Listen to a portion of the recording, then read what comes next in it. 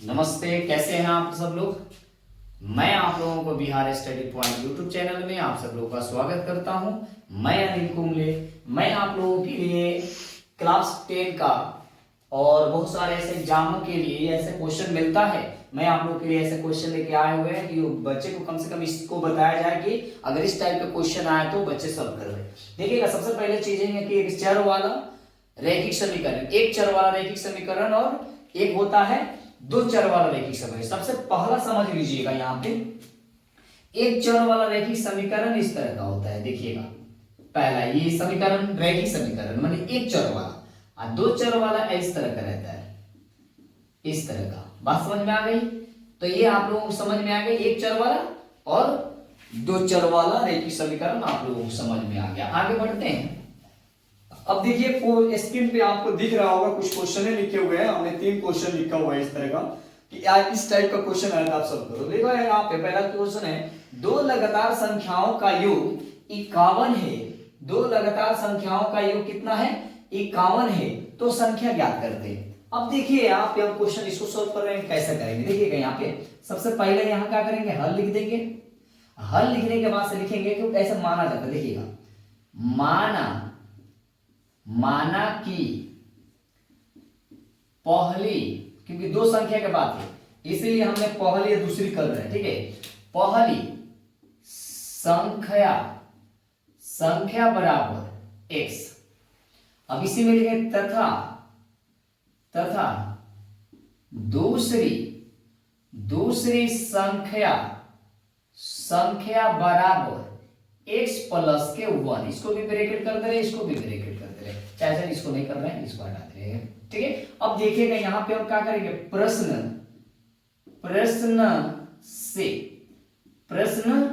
से अब इसको प्रश्न में रखेंगे। अब कह रहे योग, तो हम करेंगे x प्लस और x प्लस के 1 इक्वल टू के कितना हो जाएगा, 51। ओके, अब देखिएगा यहां से सॉल्व करेंगे जब, तो x प्लस 1 इक्वल टू 51। अब देखिए यहाँ पे ये दोनों को जोड़ेंगे तो हो जाएगा 2x प्लस 1 इक्वल टू 51। अब देखिएगा 2x को बाहर कर देंगे, यहाँ पे 2x को बाहर करेंगे। अब 2x इक्वल टू कर देंगे और 51, और यहाँ पे 1 माइनस के नहीं है प्लस के है, तो इधर जाके हम कर लेंगे 1, -1 होगा। अब यहाँ पे हो जाएगा, x को बाहर कर दीजिए, x को बाहर करेंगे, यहाँ पे 1 हट जाएगा तो यहाँ पे हो जाएगा 50। अब 50/2 हो जाएगा, यानी कि ये कट जाएगा, यानी कितना हो जाएगा, यानी ये कट जाएगा, तो यानी आ जाएगा कितना, 25। अब देखिएगा x इक्वल टू कितना है, 25। तो ये हो गया पहली संख्या, ये पहली संख्या। गौर से देखिएगा, ये पहली संख्या हो गया।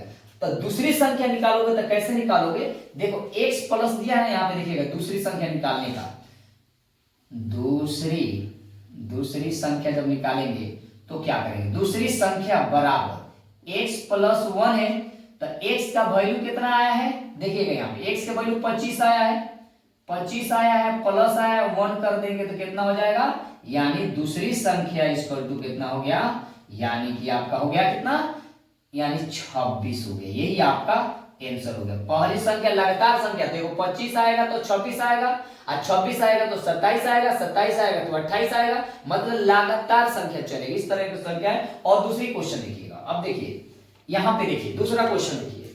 दूसरा क्वेश्चन कह रहा है, 3 लगातार संख्याओं का योग 66 है, तो संख्या ज्ञात करिए। अब देखिए, अब ये इसमें भी बड़ी मजे की बात है, और क्वेश्चन बड़ो अच्छे से समझिएगा। अब देखिए यहाँ पे क्वेश्चन 3 नंबर क्वेश्चन कैसे कह रहा है, देखो सबसे पहले लिखेंगे, माना कि पहली संख्या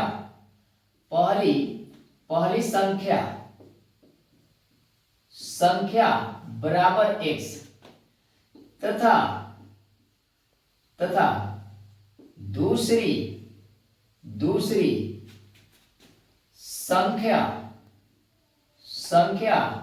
बराबर x प्लस, यहाँ x प्लस कितना कर देंगे, देखिए तीसरी है, देखिए प्लस है ना, तो यहाँ पे x प्लस कितना कर देंगे, एक 1 है, एक 1 लिखेंगे, ठीक है। और इसी को 1 हो गया, यहाँ पे ये हो जाएगा, अब देखिएगा एक चीज ध्यान रखिएगा कि इसमें हम सॉरी यहाँ पे यहाँ 3 दिया है ना, तो यहाँ पे 2 कर देंगे, ठीक है। तो यानी कि कह रहा है कि एक लगातार संख्या हो गया। अब इसको यहाँ पे देखेंगे, ठीक है। अब देखिए यहाँ पे क्या करेंगे, अब इस तरह का इसको कर लिए। अब देखिए इसमें अब यहाँ पे एक काम करते हैं, प्रश्न अनुसार लेते हैं। प्रश्न यानी पहला हो गया, दूसरा हो गया, तीसरा भी लेना है। देखिएगा तीसरा भी लेते हैं, यहाँ पे 1 रखने क्योंकि 3 कह रहा है ना, 3 कह रहा है, ठीक है। और कह रहा है तीसरी, अब यहाँ पे कह रहे हैं तीसरी संख्या, तो देखिएगा यहाँ पे तीसरी संख्या इसमें लिख देंगे, संख्या बराबर x प्लस के 2। देखिएगा 1 2 3 हो गया, 3 हो गया। अब यहाँ पे प्रश्न लेंगे, देखिएगा गौर से देखिएगा इधर में, तो यहां से कहेंगे प्रश्न से। देखिएगा अब लिखेंगे x प्लस 1, सबका योग है, योग सबका है तो सबका योग लिखेंगे। तो यहाँ पे लिखेंगे x प्लस के 1 ब्रैकेट कर देंगे प्लस, और फिर x प्लस के 2 कर देंगे और यहाँ 66 कर देंगे। अब देखिए अब यहाँ पे क्या करेंगे, x plus 1 plus x plus 2 equal to 66। अब यहाँ पे देखिए, अब ये जोड़िए x 3x है तो 3x प्लस, और यहाँ पे कितना है 3, तो ये करेंगे 2 और 1 3 हो जाएगा, इक्वल टू यहाँ पे 66 हो जाएगा। अब 3x इक्वल टू 63 माइनस 3।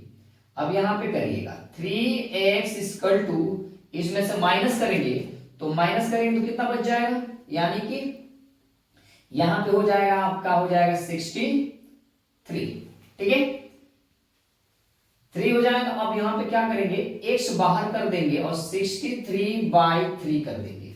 देखिएगा गौर से, तो यहाँ पे कर देंगे। अब यहाँ पे लिखेंगे कैसे, तो यहाँ कटाएंगे तो 3 1 जा 3 और 3 2 जा 6 और 3 1 जा 3, यानी कि 21, यानी x इक्वल टू कितना आया, यानी 21 ये आया। देखिएगा पहली संख्या आपका आया 21। अब कह रहा है दूसरी संख्या कैसे आएगा, अब आप समझ गए होंगे कि ऐसे रखे हुए यहाँ पे, देखिएगा इधर रखे ना, तो अब इसमें क्या कर लगातार है, तो 21, दूसरी संख्या हो गया 22, दूसरी संख्या कितना हो गया 22 हो गया, और तीसरी संख्या कितनी हुई, तीसरी संख्या हो गई आपकी 23।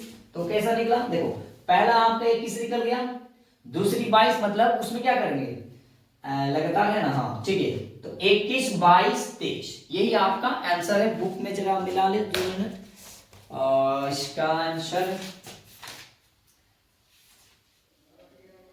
10 का हाँ ठीक है 21 22 23, ठीक है 21 22 23 ये क्वेश्चन हो गई। अब ये क्वेश्चन और देख लीजिए, इसी में देख लीजिए। अब देखिए यहाँ पे, यहाँ से मैंने बना के रखा है। अब 3 नंबर क्वेश्चन कैसे कह रहा है जरा देखिएगा, वहां 1 2 नंबर है ना, ये 2 नंबर क्वेश्चन, ठीक है।